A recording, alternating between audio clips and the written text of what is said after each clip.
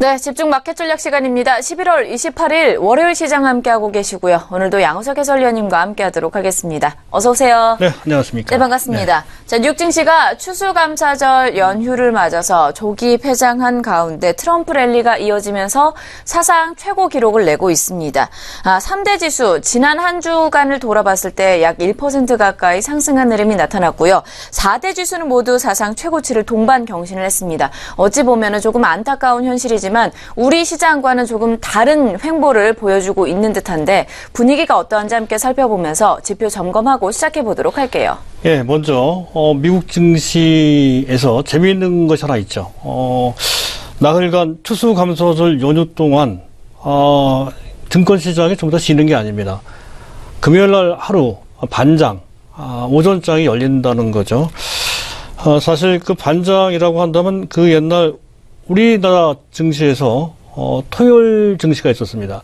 그때랑 비슷합니다. 반장만 열리고 폐장, 조기 폐장을 한다는 건데요. 상당히 짧은 시간이어서 전반적으로 관심도도 떨어지고 그에 따라 주가 탄력도 좀 떨어지는 경향이 좀 있습니다. 자, 그럼에도 불구하고 미국의 증시는 상당히 좋은 흐름을 보이고 있다는 것이죠. 4대 지수가 계속 사상 최고치를 갱신하는 랠리를 펼치고 있습니다. 생각보다 이른바 트럼프 랠리가 아주 강하게 표출되고 있는 그런 상태라는 건데요. 전반적으로 그러한 현상은 선진국 증시 전체에서 나타나고 있습니다. 하지만 이머징 증시, 우리 증시 할 것 없이 이쪽 신흥국 증시 쪽에서는 조금 약하게, 특히 코스닥은 오히려 충격으로 받아들이는 그런 모습이죠. 이것을 우리가 어떻게 봐야 되는지에 대한 고민을 항상 해야 될 것 같습니다. 또한 오늘 같은 경우 우리 증시가 코스피를 중심으로 해서 어느 정도 반등에 나오고는 있습니다만은 그 반등 탄력도 좀 미약한 데다가 삼성전자, 삼성그룹 쪽 위주로 반등이 나왔죠. 시장 전체를 대변한다 이렇게 보기는 좀 어렵습니다. 전반적으로 미국 증시와 우리 증시는 서로 다른 길을 가고 있는 그런 상황이라는 것을 알 수가 있습니다. 이런 흐름과 함께 과연 이런 상태에서 우리가 지수에 대한 전반적인 윤곽을 좀 잡아봐야 되고요. 시장 판도에 대한 어느 정도의 그림도 그려볼 필요가 있다는 것이죠. 자, 환율부터 보도록 하겠습니다. 달러 인덱스는 약간 내려왔습니다. 101.43. 그 전날 대비 0.26% 정도 떨어졌고요. 유로화 가치는 그 반대로 올라갔죠. 한때 1.05 수준에서 1.06 달러 수준으로 올라갔고요. 엔달러 환율이 좀처럼 떨어지지 않고 있는 이른바 엔저 흐름이 강하게 지속되고 있다는 것이고요. 오늘 같은 경우도 그동안 전 세계 선진국 증시에서 가장 많이 오른 증시가 바로 일본 증시입니다. 그럼에도 불구하고 결코 조정을 받지 않고 있는 상당히 탄력적인 모습을 보이고 있습니다.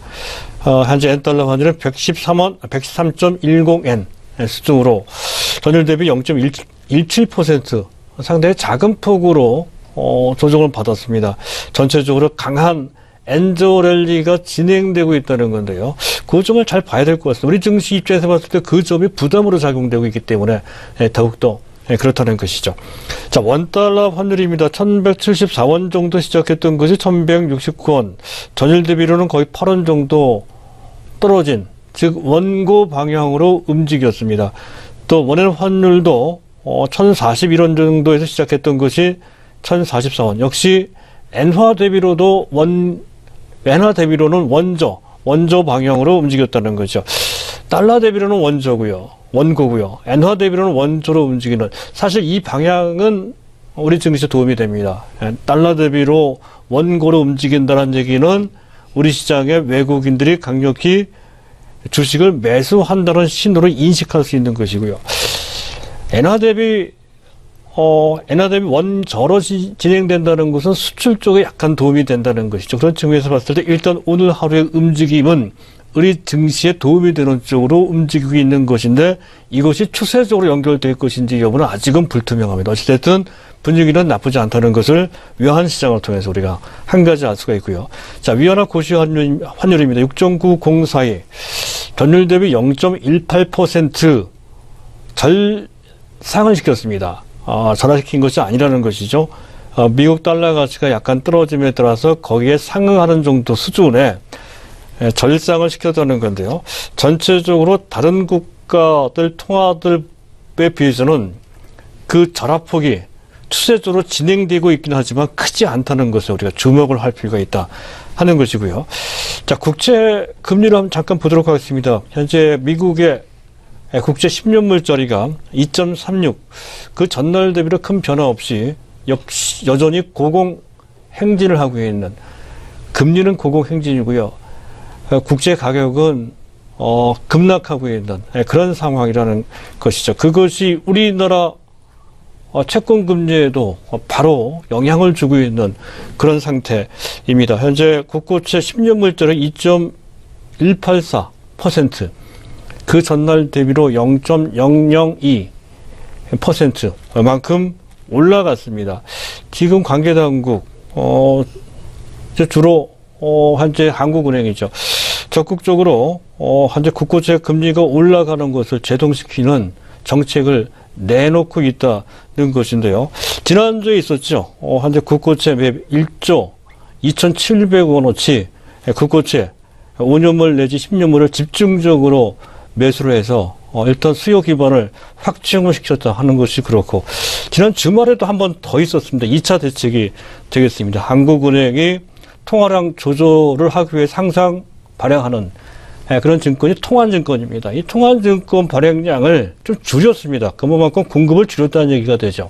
공급을 줄였으니까 가격이 올라가고 금리는 떨어지는 효과가 이제 나오는 그런 상태인데, 그럼에도 불구하고 국채금리가 국고채 금리가 올라갔고, 그렇다고 한다면 금융채도 올라가죠. 회사채 현재 금리도 올라갑니다.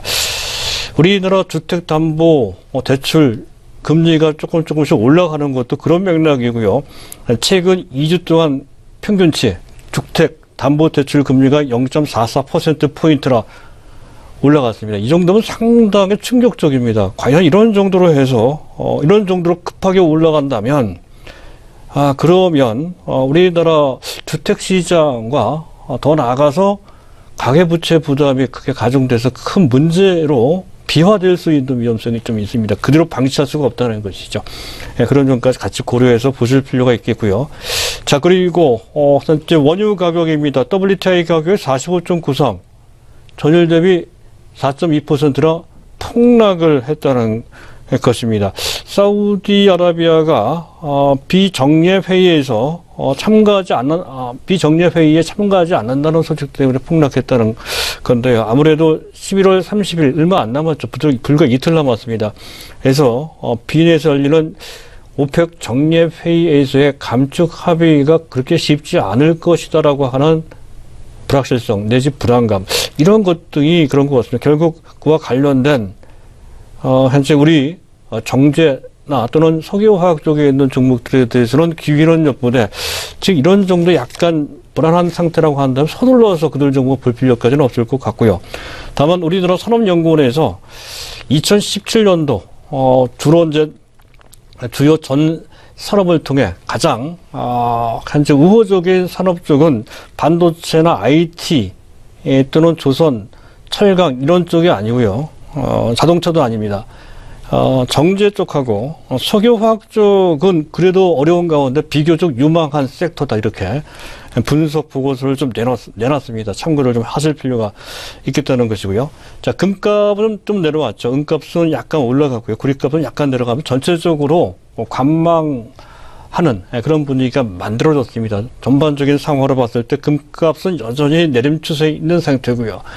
그리고 구리 가격은 글로벌 경기 상황이 조금 낮아진다는 것이죠. 미국과 유럽의 수요, 미국과 중국의 수요 때문에 구리 가격이 N자 형태로 가파르게 올라갈 소지가 있다 하는 것을 주목해서 그와 관련된 흐름과 관련된 종목들의 주가의 향방까지 가늠해 보실 필요가 있겠습니다.